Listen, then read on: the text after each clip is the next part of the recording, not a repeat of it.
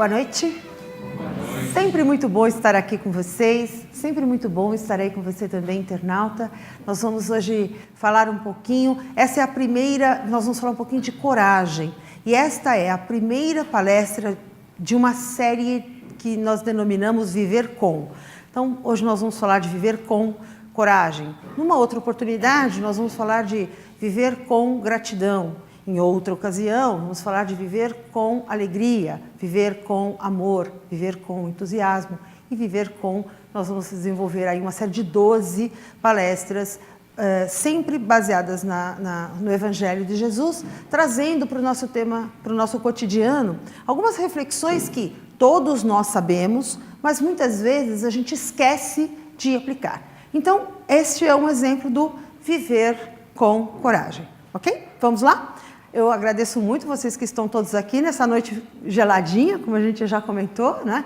Sair de casa é sempre um desafio nesse período, uma sexta-feira, enfim. Mas quando a gente chega aqui e a gente começa a conversar, nós vamos nos envolvendo uns aos outros, assim, numa energia tão boa, num ambiente tão gostoso, que o frio acaba passando, não é? Então vamos lá, viver com coragem. Vamos ver se eu acerto o que o Coelho me ensinou. Bom, Jesus, em determinado momento, disse exatamente o seguinte: no mundo tereis aflições, mas tende bom ânimo, eu venci o mundo. Então, veja, Jesus foi o espírito mais elevado que esteve entre nós aqui na Terra. Ele é o nosso modelo, ele é o nosso guia, ele é o espírito que nos serve de inspiração, sempre. Os espíritos foram categóricos ao nos afirmar que, além de Jesus, nenhum outro espírito de categoria superior esteve entre nós. E quando Jesus encarnou, e quando Jesus assumiu para ele a responsabilidade, assumiu para ele a tarefa de vir trazer para nós a Boa Nova, de vir trazer para nós as suas mensagens de amor, de fraternidade, de solidariedade, ele decidiu que ele faria isto dentro da maneira mais convencional possível. Ao encarnar, ao viver e ao desencarnar, Jesus não transgrediu nenhuma das leis que nos regem, que regem o planeta Terra. Então, Jesus viveu e conviveu na sua época, junto com as pessoas das suas relações, exatamente como nós vivemos com as pessoas das nossas relações. Claro que guardadas as devidas proporções. Ele era um espírito mas na época já era, hoje é muito mais, um espírito muito elevado, que nós um dia seremos, não é? Mas, assim como nós vivemos, conversamos com as pessoas, temos amigos, assim como nós refletimos, Jesus também o fez. E por que ele trouxe para ele esse compromisso, essa tarefa? E por que ele não delegou a ninguém? E por que ele fez questão de não transgredir nenhuma das leis? Viver exatamente Jesus, como cada um de nós vive. Jesus trabalhou, tinha a profissão do Pai, o que é uma tradição judaica, né? Todo filho homem, invariavelmente, tem a profissão do pai. Jesus cumpriu todas as suas tarefas enquanto pessoa, andava, comia, vestia, dormia, pouco, na verdade, mas isso acontecia também. Veja, e por que ele fez isso? Porque ele quis mostrar para a gente que era possível viver exatamente o bem. Era tudo o que ele falou nos seus sermões, tudo o que ele disse, tudo o que ele ensinou, ele viveu. E é por isto que a mensagem do Evangelho é verdadeira, é possível, e é por isso que ela é perene. Tudo que é verdadeiro é perene. Então, em dado momento, Jesus disse, não é? No mundo tereis aflições, e quem de nós aqui não tem aflições? Nós temos um monte de aflições. No mundo em que a gente vive, nós vivemos cercados de aflições. Nós temos aflições imensas com o trabalho, com a família. Nós vivemos aflitos com relação à segurança, nós vivemos aflitos em relação ao trânsito, nós vivemos aflitos em relação ao dinheiro. Será que vai dar? Será que não vai dar? Está chegando o final do mês, nós estamos no meio do mês e o dinheiro já acabou, normalmente é assim, e nós ficamos aflitos para saber como é que nós vamos chegar até o final do mês. Nós vivemos aflitos com a criação dos nossos filhos, depois com a segurança dos nossos filhos, depois dos nossos netos. Nós vivemos aflitos com relação à nossa saúde, nós vivemos aflitos com relação ao nosso futuro, ao nosso porvir, ao nosso outono. Nós temos muitas aflições. E muitos de nós transitam em torno dessas aflições. Há pessoas que têm aflições. Por exemplo, e engraçado que as nossas aflições vão mudando de acordo com o tempo que a gente vai vivendo. Quando eu era mais jovem, uma das minhas aflições era, meu Deus, será que eu vou conseguir dar conta de criar os meus filhos? Eu tenho 3. E eu os via pequenininhos e falava, nossa, ainda eles têm tanto, tem muita escola para cursar, tem muito curso para fazer, nossa, eu preciso formá-los, será que eu vou dar conta? Será que eu vou viver o suficiente para criá-los, para fazê-los um homem e 2 mulheres de bem? Será que eu vou dar conta disso? Então, a minha aflição é, será que eu vou ter trabalho? Será que eu vou ter remuneração, dinheiro suficiente para dar conta dessas obrigações e saúde e tudo mais? Bom, hoje eles estão criados, praticamente, a minha caçula está com 17 anos, então eles estão criados, ou seja, eu dei conta. Né? E assim, certamente, cada um de vocês também teve lá as suas aflições. Hoje, qual é a minha grande aflição? Não perder a minha autonomia. Sim, porque a idade vai chegando, os anos vão passando. Eu não tenho mais 20 anos, nem 30, nem 40. Então, é natural que com o passar do tempo, nós vamos nos preocupando com como é que eu vou estar daqui a 5 anos? Como é que eu vou estar daqui a 10 anos? Até 15 anos? Daqui a 20 anos? Qual vai ser a minha condição física? Qual vai ser a minha condição de saúde? Porque claro, a cabeça não para de funcionar, o coração não para de sentir, nós não paramos de criar, de sonhar e de imaginar o que faremos. Então, eu tenho inúmeros planos, eu tenho muitas coisas a fazer ainda. E a preocupação, a aflição hoje é, será que o corpo vai atender a tudo aquilo, vai estar funcional a ponto de eu conseguir executar tudo aquilo que eu quero, tudo aquilo que eu acho que eu preciso, tudo aquilo que eu gostaria? Então, esta é a minha aflição. Qual é a aflição de vocês hoje? Qual que é a sua aflição hoje? O que você pensa disso? Conta pra mim. A mesma que você. A mesma que eu? Com certeza. Será que eu vou ter saúde? Como é que vai estar a minha saúde? Exato. Eu não quero ficar dependendo de ninguém, ficar na cama, ou não conseguir andar, não conseguir comer, não conseguir... Não é? Essa é a sua preocupação? Vamos perguntar para alguém mais jovem. Qual é a sua preocupação? Criar filho. Criar filho. Então, você fala, será que eu vou dar conta de criar? De tratá-los, de trazê-los bem? Um homem, né? É verdade, é verdade. E aí, qual a sua preocupação? Aqui está uma moça. Conta para mim, qual é a sua aflição hoje? Saúde dos meus pais. Né? A saúde dos seus pais. Essa é a sua maior aflição hoje. Sim. Então, vamos pensar que daqui a 20 anos, né, qual será, então, a sua aflição? E eu fico pensando, daqui 5, qual será a minha, né? Se eu continuar bem, e graças a Deus eu estou muito bem, então, muito bem de saúde, muito bem de memória, enfim. Então, eu fico pensando, qual será a aflição? E cada um de vocês pensa um pouquinho, qual que é a aflição que a gente tem? No entanto, uma coisa é certa, o mundo é um mundo de aflições. Nós vivemos num planeta de expiação e provas, que está aí no final da linha, no final da curva ascendente para um planeta de regeneração. É certo que todos nós, muito provavelmente, estejamos na nossa última encarnação na Terra como um planeta de expiação de provas. Nossa próxima encarnação, e tomara que assim o seja, será aqui na Terra também, mas já como um planeta de regeneração. E, portanto, as aflições, naturalmente, serão menores. Então, é preciso que a gente, então, aproveite o máximo possível esta encarnação, que nós possamos aquecer o máximo possível as nossas convicções, os nossos valores e as nossas virtudes, para que nós estejamos prontos para a nova jornada que nos espera. Oxalá seja aqui, no planeta Terra também. Portanto, as aflições fazem parte da vida. Não adianta reclamar, não adianta achar que só acontece com a gente, acontece com todo mundo. Todos têm aflições, uns de um jeito, outros de outro. O fato é esse, todos nós temos aflições. Mas, perceba, tendes bom ânimo. Disse-nos Jesus, eu venci o mundo. Se ele venceu o mundo, ele quis dizer para nós, vocês também vencerão. A mensagem que ele nos deixou muito claramente nesta frase é exatamente essa. Eu estou aqui, encarnado na Terra, como cada um de vocês, eu tenho as mesmas aflições e eu consegui vencê-las. Eu estou só um pouquinho mais adiantado, ele diria certamente, do que vocês, mas eu consegui vencê-las e vocês também conseguirão. Portanto, tem de bom ânimo. Como é que a gente...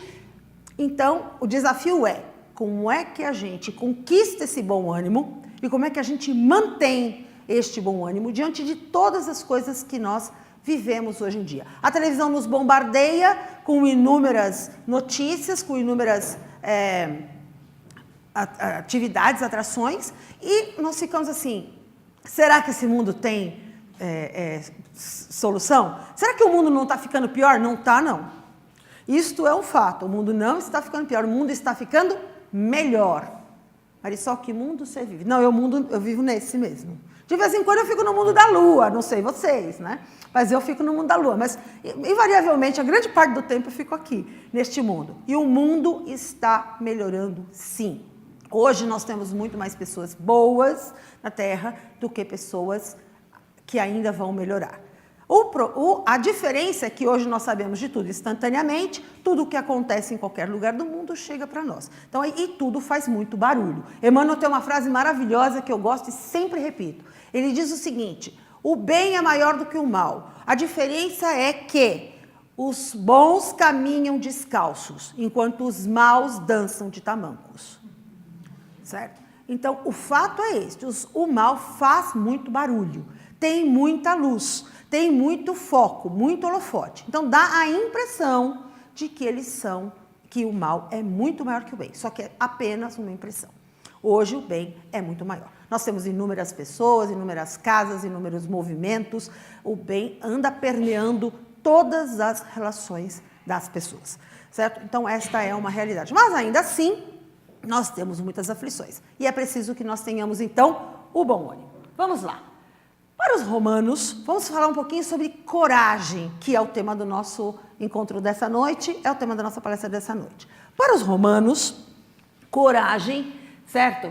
Significava algo que vinha do coração, porque o coração, para os romanos, era a sede da coragem. Eles diziam assim, onde está a coragem? Aqui, né? Então, por quê? Porque cor significava coração, e então significa agir com o coração. Daí vem a etimologia da palavra coragem. Coração mais ação. Coragem, então, é agir com o coração. Ok? Muito bem. Este, então, é o coração. E é por isso que a gente precisa olhar para o nosso coração e trazê-lo muito para perto de nós. Sempre muito para perto de nós. A coragem está dentro de nós. Nós temos no coração a sede dos nossos sentimentos, dos nossos bons sentimentos, da nossa força. Onde é que a gente vai achar o bom ânimo? No coração. Onde é que a gente vai encontrar ajuda? Na casa espírita, no passe, na água fluidificada, na oração conjunta, na convivência na casa espírita. Isso é muito salutar, isso recarrega as nossas baterias. Quando nós estamos aqui, um influencia no outro, porque nós estamos aqui dentro de um ambiente que propicia justamente os bons pensamentos, que fortalece os bons sentimentos. Os espíritos que estão aqui trabalhando estão sempre nos amparando, nos inspirando, nos intuindo. Então, estar na casa espírita é sempre um momento de oásis no deserto da nossa vida.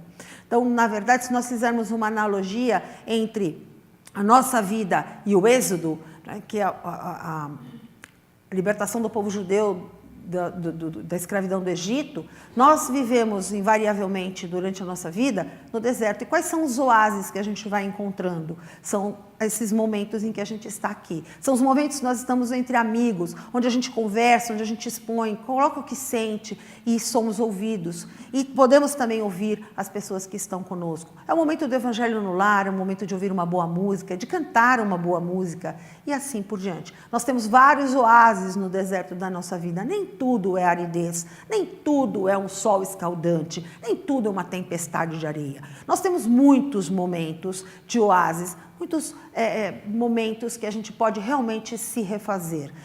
A questão é, nós muitas vezes não prestamos atenção nesses momentos e, portanto, não aproveitamos deles tudo o que eles podem nos trazer.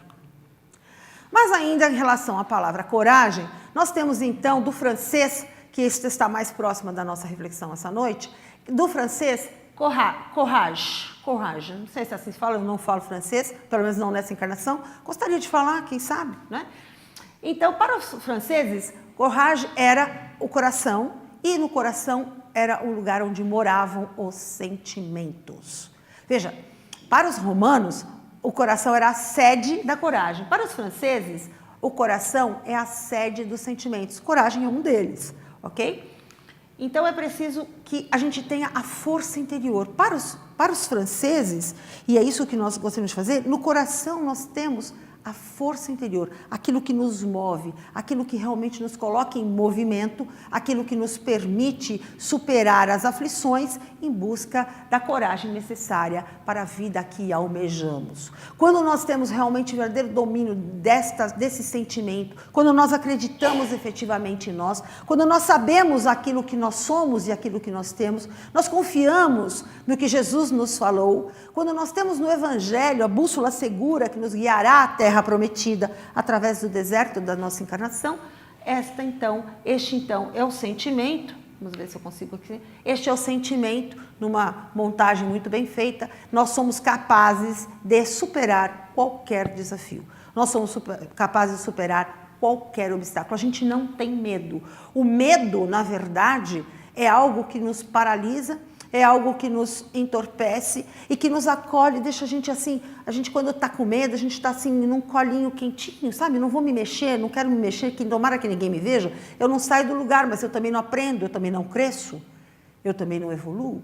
Então é preciso vencer, às vezes a gente tem que dizer para o medo, olha medo, você fica aqui quietinho, certo? Você pode ir comigo ou você pode ficar aqui, mas eu vou enfrentar esta situação, ok? Portanto, não tenha medo. Não tenha medo. Uma coisa é ter medo, outra coisa é ser precavido. Ser precavido é ser prudente. Eu não vou arriscar aquilo desnecessariamente. Eu não vou sair à rua completamente absorta, completamente distraída, sem tomar conta dos meus pertences, porque eu sei que eu vivo num mundo de aflições. Então eu vou tomar o mínimo cuidado, mas eu também não posso deixar de ir à rua, eu não posso deixar de ir ao trabalho, ou deixar de ir à casa das pessoas, ou deixar de fazer alguma atividade, porque é perigoso andar à noite em São Paulo, ou em tantos lugares do Brasil, em tantos lugares do mundo. Certo? Porque nós sabemos que há uma justiça, que há uma lei natural que rege todas as coisas. Nenhum de nós sucumbe à toa. Deus sabe quem coloca para morrer diante de um louco. Portanto, se algo nos acontecer e nós tivermos cautela e precaução, se aconteceu, estava dentro de um plano reencarnatório que nós mesmos traçamos. E por aí vai. Então é preciso que a gente sempre tenha esta consciência. Ah, mas então se está tudo certo, se Deus está no comando de tudo e há leis que regem todas as coisas, eu não preciso me preocupar, eu deixo o carro aberto, eu saio à vontade, eu ando por ruas escuras, sem nenhuma companhia, que nada vai me acontecer. Não. Ajuda-te que eu te ajudarei, faça a tua parte que eu farei a minha. Nós temos que, portanto, nos acautelar, mas nos acautelar não significa nos aquartelar. Certo? Nós não podemos viver emparedados, nós precisamos efetivamente viver. As pessoas não são dignas de confiança, algumas pode ser que não sejam mesmo, mas isso não é a maioria. A gente não pode nivelar todo mundo, colocar todo mundo dentro de um mesmo balaio e achar que todas as pessoas são iguais e, portanto, não merecem a nossa confiança. Muitas vezes a gente entra numa ação de piloto automático, a gente vai agindo sem refletir. Porque a vida tem cada vez nos cobrado mais atitudes rápidas. Tudo hoje está interligado, tudo hoje está online, nós estamos sempre online. Eu estou aqui com vocês hoje, nós estamos aqui juntos hoje, aqui na Fraternidade, e na verdade nós estamos também em inúmeros outros lugares do Brasil, em alguns outros lugares do mundo, através da internet. Então, isto é muito bom, é muito positivo. Mas também nós precisamos tomar um pouco de cuidado para não exagerar nas nossas distrações acerca da internet. Como é mesmo o nome daquele aplicativo que foi criado para aproximar as pessoas que estão longe, mas que na verdade acabam afastando as que estão perto? Facebook, obrigada, muito bem. Não é? Pensaram nisso não? Alguém já pensou nisso? Quem criou o Facebook? Qual é a maravilha do Facebook? Não, eu encontrei amigos de escola, de colégio, de ginásio, que eu ainda fiz no ginásio, certo? Então, é uma delícia. Só que eu não posso ficar interagindo com aquele meu colega, a minha colega de ginásio, e deixar as pessoas que estão aqui junto de mim. Vocês sabem que teve um restaurante, 2 restaurantes aqui em São Paulo, mês passado, eu não sei se foi em março ou se foi em abril, então a memória pode me trair, que eles estavam oferecendo uma cortesia a todos os clientes que entrassem e não deixassem o celular com a hostess. A cortesia era ou a entrada ou a sobremesa gratuitamente. Apenas 70% dos clientes aceitaram a cortesia. Outros 30% não. Porque eles não podiam se apartar do celular. E hoje é muito comum a gente realmente ver que os celulares têm até um lugar de destaque à mesa, né? Da nossa casa, do restaurante e tudo mais. Então, na verdade, isso é muito bom? Mas a gente não pode perder a noção das coisas. É importante estar conectado, é importante ter uma comunidade, fazer parte de comunidades, interagir. Isso é muito importante, faz muito bem a nós. Veja que maravilha que é o que nós estamos produzindo aqui hoje. Mas a gente não pode perder a noção das coisas. E sabe por que a gente perde a noção das coisas? Porque a gente não pensa. A gente não para pensar nisso que eu acabei de dizer agora. Que o Facebook é um aplicativo que aproxima quem está longe, mas afasta quem está perto. Então, isso não é possível acontecer. Certo? Então, voltemos ao medo, nós temos medo de uma porção de coisas, mas não é por conta do medo, a gente não pode negociar. Eu gosto muito de uma frase do Carlos Hilsdorf, que diz o seguinte: não negocie com os seus medos, em hipótese alguma. Gosto bastante dessa frase. Nunca negocie com os seus medos. Olhe para o medo, procure saber o que está acontecendo, por que ele está ali com você, certo? Quais são os fatores que estão trazendo aquele medo e tome uma ação. Controle-o ou enfrente-o. Não é? Gostaram do nosso gatinho? Hoje nós teremos uma noite de gatinhos aqui. Oi? Olha só, ele olhou e falou, eu sou, mas eu, certo? E, portanto, ele analisou e falou, não, eu acho que esses cães têm uma boa, tá? Então, tem uma boa disciplina, eles estão bem treinados, né? Então, portanto, eu vou atravessar. E eles ficaram mesmo ali. Eu acho que, na verdade, os cães ficaram assim, nossa, que gato atrevido. Eles ficaram meio passados, não vou fazer nada com ele não, porque ele deve ser do outro mundo, né? Porque para fazer uma coisa dessa, ele deve ser do outro mundo. Algum de vocês, alguma vez, já surpreendeu alguém ou um grupo por conta de uma atitude assim, inusitada, que as pessoas não esperam que você faça aquilo, e você vai lá e faz. E isso é muito bom. É bom para o grupo e é bom principalmente para você. Pensem em algum momento em que vocês tenham tido esse tipo de atitude, né? Uma atitude parecida com essa aqui. Não, eu sei, eu posso, eu consigo, eu sei que eu vou. Com cautela, com precaução, mas com muita certeza, né? Com muita coragem de realmente enfrentar aquilo que nos precisa. No entanto, a gente sabe que muitas vezes na nossa vida, em muitas situações da nossa existência, nós que vivemos aqui, repetimos, num planeta de expiação e provas, que brevemente será um planeta de regeneração. Muitas coisas nos acontecem que nos deixam muito tristes, né? A traição é uma delas. É um dos sentimentos que mais fere, que mais marcas deixa num coração. É a traição, né? Então, quem aqui nunca teve uma traição? Não necessariamente uma traição amorosa, né, de casais, mas às vezes uma traição de amigos, uma traição de irmãos, uma traição mais próxima. Né?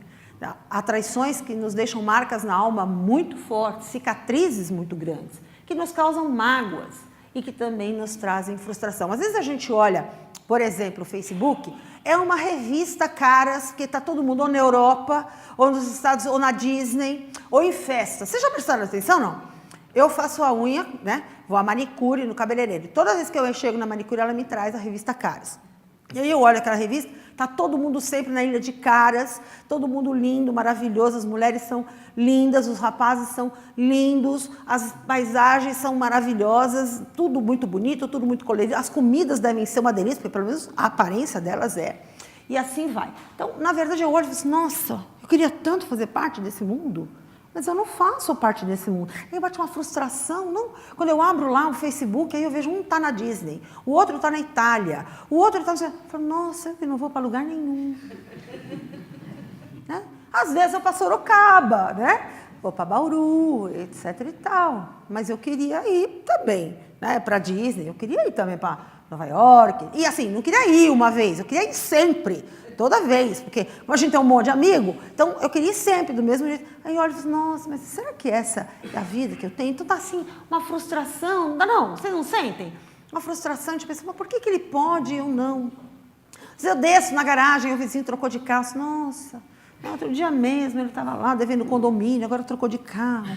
Puxa vida, né? E eu estou lá, não consigo trocar o meu, e assim por diante. E a gente vai sempre medindo no outro, a gente vai sempre olhando o que o outro tem, porque é claro que ninguém vai pôr no Facebook nenhuma foto ruim, de tristeza, afinal de contas, não é esse o objetivo da rede.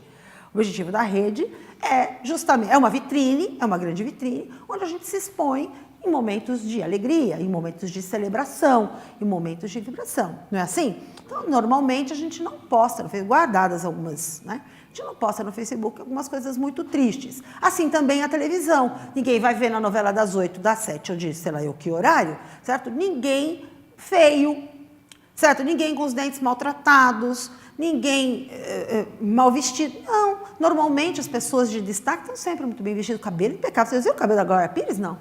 Falar nisso, né? Cabelo impecável, né? Que eu queria aqui, entendeu? Internauta, você vê assim. Então, na verdade, sempre tudo muito bonito. Sempre tudo muito... Mas aquilo isto é uma ilusão. Concorda comigo, não? É uma ilusão, sim ou não? Não é? E por quê? Os programas existem porque tem os anunciantes. E os anunciantes têm os seus produtos, né, nestes programas. E para anunciar esses produtos, para fazer aquelas propagandas que a gente vê, existe toda uma força de inteligência por trás daquilo.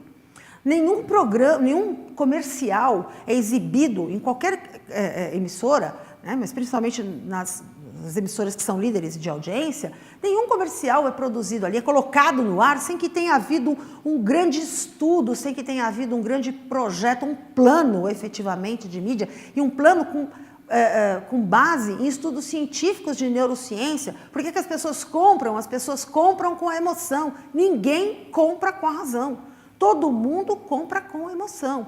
Existe lá uma parte esquerda e direita, eu faço uma confusão do cérebro que cuida da emoção e a outra que cuida da razão. Está comprovado que as pessoas compram com emoção. Então, existe toda uma equipe que cuida, o departamento chamado de inteligência mesmo, né, que cuida disso. Então, tudo é feito para que seja um apelo, para que a gente compre. Eu também quero o novo celular da Samsung S6 que saiu. Eu quero também não, eu também quero, né? Saiu o Samsung, né, o S6. O S5 eu ganhei agora, no Natal, no meu aniversário, em dezembro. Mas já saiu o S6, perto do Dia das Mães, né? Claro.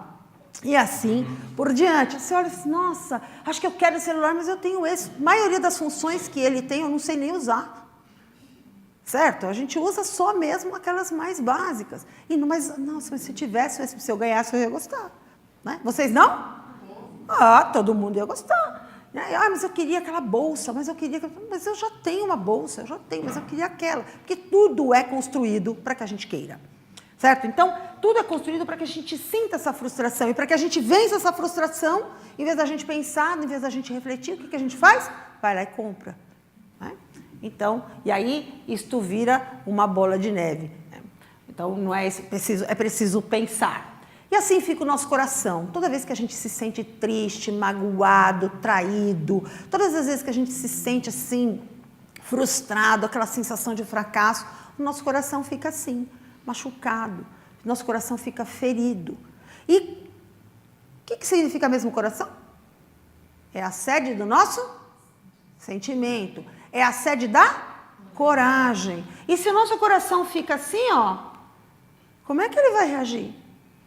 De onde vem a coragem, afinal? Não é? Então, é preciso que a gente reconstrua o nosso coração. Com o quê? Oração e trabalho.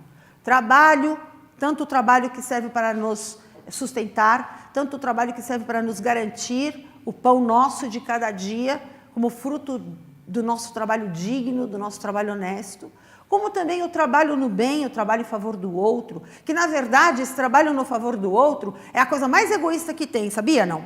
Porque outro dia eu vi uma entrevista do doador, que, aliás, é um judeu, dos pianos do metrô. Vocês viram que as estações do metrô, né, tem algumas estações tem uns pianos, que as pessoas podem chegar lá e tocar o piano. Aliás, tem pessoas que tocam muito bem, e é uma delícia. Às vezes eu paro para ouvi-las tocar, em algumas situações, na Sé ou em Santana. E este doador dos pianos, ele é um judeu que tem uma grande empresa de tecidos aqui em São Paulo. Ele e o pai vieram da Alemanha, logo depois da Segunda Guerra, e ele diz o seguinte, o repórter pergunta para ele, o jornalista pergunta para ele, sim, e por que você faz isto? Ele falou assim, eu faço isto porque eu sou uma pessoa muito egoísta. Aí o jornalista falou assim, não entendi. Ele falou, então eu vou te explicar, porque o prazer é todo meu. Né? Então, quando a gente faz o bem, na verdade o prazer é todo nosso. Por mais que a outra pessoa fique feliz, quando você atende uma pessoa, quando você socorre uma pessoa, quando você faz alguma coisa boa para alguém, a pessoa é muito bom, mas a gente se sente melhor ainda. Por mais que a pessoa nos agradeça, por mais que a pessoa diga que ficou muito feliz, nós ficamos infinitamente mais felizes. Portanto, a oração constante, não só a oração que a gente faz em momentos determinados, na hora do Evangelho no Lar, ou quando vem aqui na Casa Espírita antes da abertura dos trabalhos, ou na sala de aula antes da abertura dos cursos, mas aquela oração que a gente faz, aquela conversa mesmo que a gente tem com Deus, aquela conversa pequenininha, sabe? Bom dia, Jesus, que meu dia hoje seja muito bom. Oi, Jesus, boa noite, obrigada pelo dia que eu tive hoje. Pronto, não precisa ter uma oração extremamente, é aquela ligação, não é aquele monte de palavras bonitas, que são bonitas, são bacanas, mas às vezes não está no nosso cotidiano. Só essa ligação que a gente faz com Deus, só o agradecer com Deus, e uma das nossas palestras é viver com gratidão, todas as vezes que a gente agradece, e se nós tivéssemos o hábito mesmo de agradecer de verdade, certo? Nós nos sentiríamos muito melhores. O nosso coração vai se restaurando quando nós oramos. Oramos a Deus e agradecemos tudo aquilo que somos, tudo aquilo que temos e tudo aquilo que já conhecemos. Quando nós agradecemos a Deus, a oportunidade de estar aqui. Quando nós agradecemos a Deus a oportunidade do trabalho que garante a nossa sobrevivência, mas sobretudo do trabalho que garante o nosso aprendizado, a nossa evolução, o nosso crescimento enquanto pessoas. Porque esta é a parte bacana do trabalho. O trabalho não é só aquele peso que a gente vê a hora de se livrar. O trabalho não é só aquela coisa ruim que a gente tem que fazer para ganhar o dinheiro no final do mês. Quem trabalha só pelo dinheiro não entendeu ainda a importância e a beleza do trabalho. O trabalho é a grande alavanca de Deus para o nosso crescimento, para a nossa evolução e para o nosso progresso. Se não houvesse trabalho, não haveria progresso. Nós não estaríamos onde estamos hoje, não fosse o trabalho. De nosso e de inúmeros outros espíritos encarnados e desencarnados. Né? Então é preciso que nós oremos e que nós trabalhemos continuamente, mas sempre. Mas quer dizer que eu tenho que trabalhar todo dia? Todo dia. Ah, mas eu não posso ficar em casa? Pode, mas quando você está em casa, você também está trabalhando de uma maneira ou de outra. Ah, de vez em quando eu não posso sentar na frente da televisão e assistir um filme? Pode, claro, é possível ter o descanso, o prazer, né? Mas não é possível viver na ociosidade eternamente. Se nós quisermos fazer do nosso coração assim, ó, ele vai sendo reconstruído, vai sendo cuidado. Olha lá, o moço está passando até uma flanelinha nele, que é para ele ficar bem brilhante, certo? Por quê? Porque Jesus diz o seguinte, por que a gente tem medo, tem de bom ânimo, vencer com coragem? Por quê? Porque Jesus diz exatamente isso aqui, ó. Vós sois deuses. Jesus fez uma afirmação, certo? Com 3 palavrinhas, ele usou 3 palavrinhas apenas, e ele usou o verbo, certo? No tempo presente. Ele não diz assim, ó, um dia vocês serão deuses. Olha, daqui uns séculos ou alguns milênios, vocês serão deuses. Não, ele disse isto para os apóstolos naquele momento, como ele nos diria hoje. Vós sois deuses. Significa o quê? Nós temos dentro de nós toda a divindade, tudo aquilo que nós precisamos para viver com bom ânimo. E quando o bom ânimo dá uma falhadinha, a gente procura ajuda, a gente procura socorro, como já dissemos antes, no passe, na fluidificação da água, na convivência com as pessoas que comungam conosco dos mesmos ideais, certo? Um bom livro, um bom programa, uma boa música. Quem aqui canta quando a música toca no rádio? E gosta da música? Canta ou não? Não, imagina, eu vou cantar, não sei. A música em inglês, eu também, eu canto inglês também. Em inglês, francês, alemão, se sou eu que canto, ninguém está me ouvindo, né? Então pronto, e eu canto, e acho que eu estou cantando, tudo certo. Mas eu canto. Quem de vocês canta? Qual foi a última vez que vocês cantaram? E dançar? Qual foi a última vez que vocês dançaram? Ouviram um ritmo gostoso e dançaram? Ou pelo menos deram uma balançadinha assim? São coisas que a gente ainda passa despercebido e não faz, mas são coisas que nos agregam, são coisas que nos levantam, são coisas que nos tornam mais abertos para a vida, mais fortes, que fortalecem o nosso ânimo, porque Jesus disse, vós sois deuses. Se nós somos deuses, quem é que pode com a gente? Fala a verdade. Quem é que pode conosco se nós somos deuses? Né? Como é que eu descubro essa força que está dentro de mim? O que eu faço, Marisol, para descobrir essa força, para fazer com que essa força possa emergir de dentro de mim? Né? Como é que eu faço? Primeiro reconheça que você a tem e que ela pulsa em você. Exatamente assim. E ela é pulsante, ela é brilhante. Porque é a força de Deus dentro de nós. Sabem como é que os indianos se cumprimentam, né? Eles dizem namastê, que significa o Deus que está em mim saúda o Deus que está em você. Certo? Vejam que, portanto, eles já sabem que são deuses. Portanto, e nós precisamos nos apropriar disto. Nós precisamos nos apropriar desta verdade. Se aproprie dela. Ela é sua, ela é nossa. Vamos ver isso. Toda vez que você estiver naquela dificuldade, pense nisso. Mas espera um pouquinho. Eu sou Deus, Deus mora em mim. Ele está dentro de mim. Ok? Então, onde está a nossa luz? Ela está fora de mim? Não. Ela está dentro de mim. Ela não está fora, ela está dentro de mim. E quando eu olho para dentro de mim e vejo a luz que habita em mim, eu me sinto naturalmente muito mais forte. O ânimo se torna muito melhor. E às vezes a gente não enxerga e a gente precisa que alguém nos diga isso. A gente precisa estar com alguém, estar num grupo que nos faça lembrar. Vir a uma palestra, repito, ler um livro, ouvir uma música que nos faça lembrar que nós temos a luz dentro de nós. E que é esta luz, efetivamente, que vai clarear o nosso caminho. Muitas vezes a gente espera uma luz no fim do túnel, esquecidos que somos que a luz está em nós. A luz ilumina o túnel. A gente não precisa esperar que a luz esteja no fim do túnel. A nossa própria luz iluminará o túnel. E com ela, cientes dela, nós vamos poder atravessá-lo sem medo.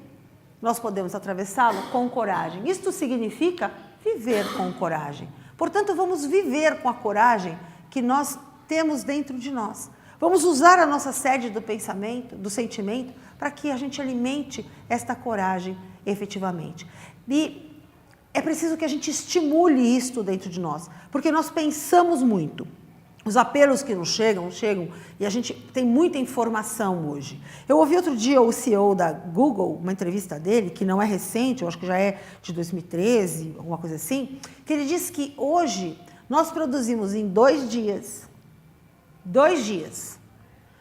a mesma quantidade de informação que a humanidade produziu desde o século I até 2003. Em 2 dias. Vejam o quanto o mundo está rápido, o quanto as informações hoje são aceleradas. Quantas coisas acontecem ao mesmo tempo, às vezes não dá conta de saber. Né? A gente pensa, nossa, mas acho que eu sou uma pessoa desatualizada. Não, mas é que a atualização é constante. E por que a gente tem um monte de conhecimento e a gente ainda sofre tanto? Porque esse conhecimento não veio para o coração. A gente sabe... Lembra que eu falei para vocês dos mapas de mídia, dos comerciais de TV e tudo mais, que tudo é pensado para que a gente compre, que a gente só compra com emoção, a gente só compra, ninguém compra com a razão? Pois é, aqui é a mesma coisa. Por que a gente tem a informação e não usa? Porque é preciso que a informação ganhe espaço com o sentimento, se una ao sentimento. Quando a informação ganha sentimento, ela vira conhecimento. Ela vira, entre outras coisas, memória. Então, nós sabemos de muitas coisas e muitas vezes, mas eu li isso ontem, como é que eu não lembro? Porque você não sentiu nada quando você leu. Quando você sente alguma coisa quando você leu, você sente alguma coisa quando você viu, você lembra. Mas quando você não sente nada, é muito mais difícil de você lembrar. Então, na verdade, é preciso que a gente vença estes 50 centímetros entre a mente e o coração, para que a gente realmente perceba que a luz está em nós. E estando em nós a luz, nos apropriando dela, nós somos capazes de vencer toda e qualquer dificuldade, todo e qualquer medo que possa chegar para junto da gente. E é assim que a gente aprende efetivamente a viver com coragem, a viver determinado e a viver com coragem, a viver com determinação. E para quem aqui, por um acaso, imagina que isso não é possível, né? É preciso que a gente perceba que a gente tem autoconfiança. É preciso estimular a autoconfiança. Olha lá o gatinho, eu falei que a gente ia ter uma série de gatinhos. certo? Olha como ele se sente.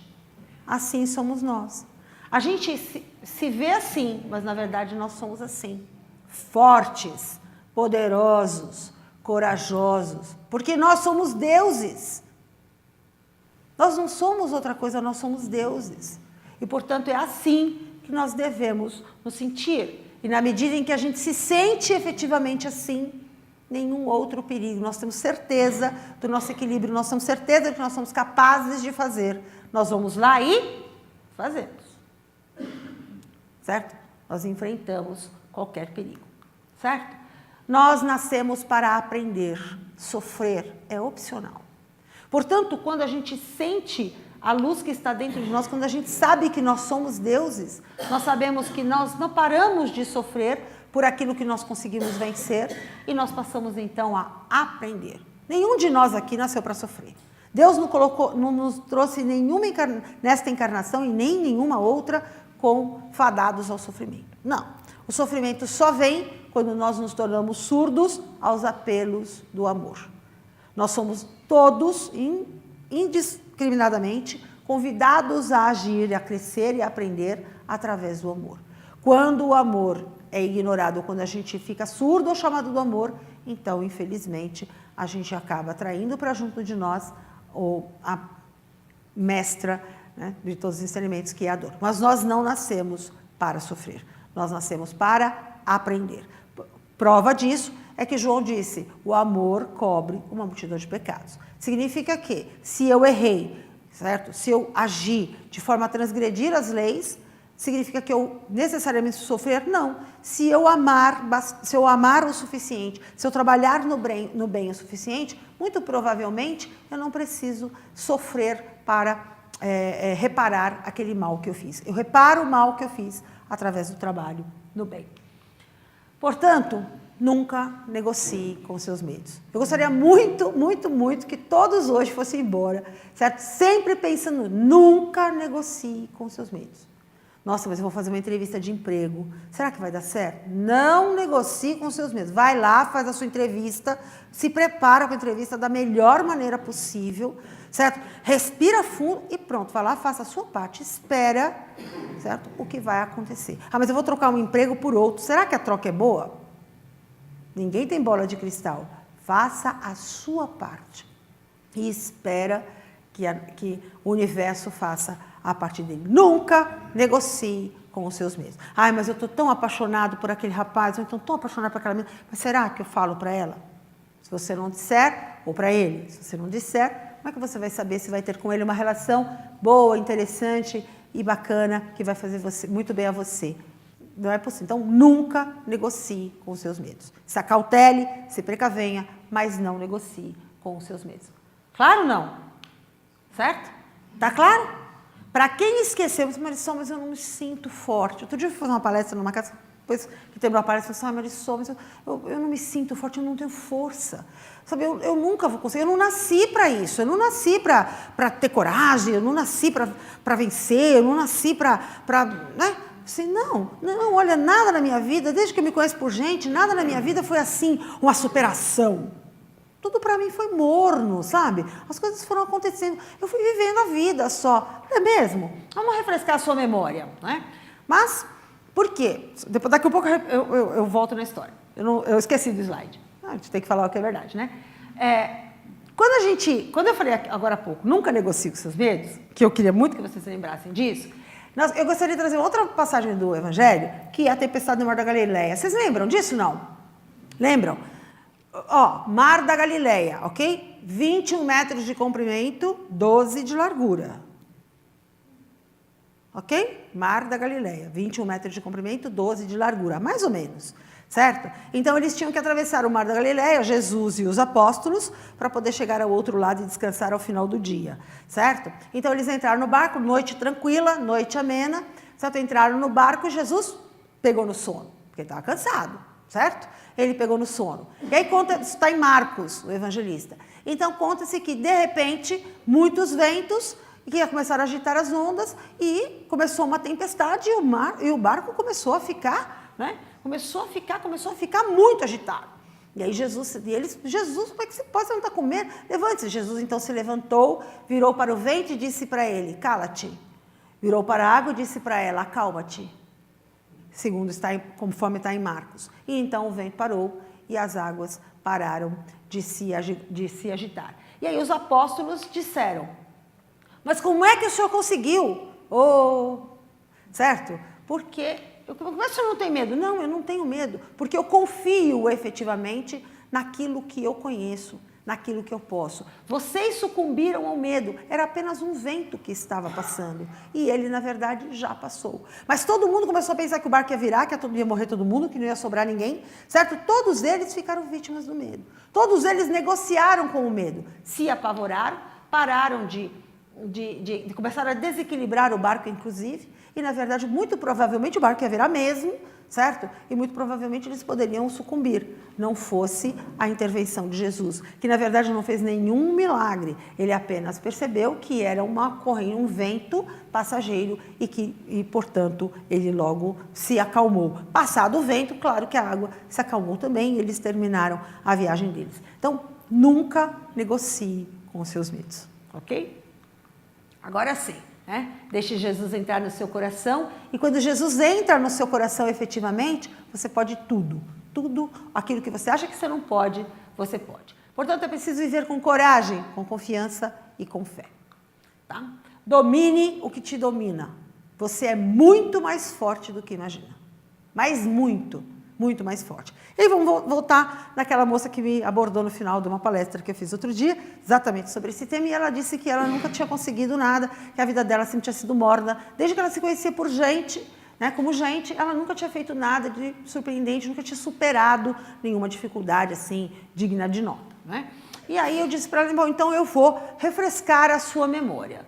Houve um tempo em que você só ficava deitada, no caso dela, que era uma moça, certo? Mas você queria ficar em pé, porque todos à sua volta ficavam em pé, certo? E você queria ficar em pé. Você era feliz quando você ficava deitado, mas você queria ficar em pé. Mas aí não dava para ficar em pé de uma vez. Você precisava primeiro ensaiar. E aí então você passou a ganhar mobilidade, porque aqui você não tinha mobilidade e aqui você passou a ganhar mobilidade. E aí, então, é verdade, você nasceu, né, do seu pai, da sua mãe, do jeitinho, nasceu, foi bebê? Ah, fui, claro, ou será que você veio aqui para essa encarnação desse tamanho? Não, eu fui bebê, como então? Graças a Deus, né? Você tem que perguntar, porque no caso sabe o que pode se passar. Então, se você foi bebê, você passou exatamente por isso aqui, certo? Você ganhou mobilidade, depois você tentou ficar em pé, muito provavelmente apoiado em algum lugar, ensaiando aqui como é que ficavam os seus pezinhos plantados no chão, se os pés realmente aguentavam o seu corpo, porque quando você estava aqui, parecia uma coisa impossível que os seus pezinhos tão pequenininhos conseguissem, né, suportar o seu corpo, que você conseguiria se equilibrar nele. Mas você insistiu, e caiu, e levantou, e caiu, e levantou outra vez, e bateu a cabeça, e a mamãe passou gelo, pôs a faca assim em cruz para não virar galo, né? E tudo mais. E você insistiu. E aí, né? Você foi insistindo. E você falou assim, não, eu não vou desistir. Você tinha medo? Não. Porque o que você queria? Andar.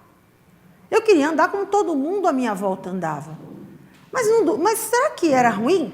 Não, era ruim. Claro, porque eu devia cair, devia machucar, etc e tal, mas eu não desistia. Mesmo que eu me machucasse, eu não desistia. Mesmo que a minha mãe brigasse comigo, eu não desistia, porque eu queria continuar tentando, certo? Até que um dia eu consegui. Né? Até que um dia você conseguiu, você ficou em pé e você começou a andar. Um passinho, outro passinho. Vocês já viram o neném andando, né? É assim, né?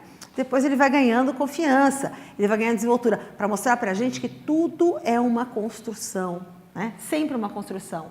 E hoje, estes mesmos pezinhos aqui, hoje correm, certo? Outros dançam.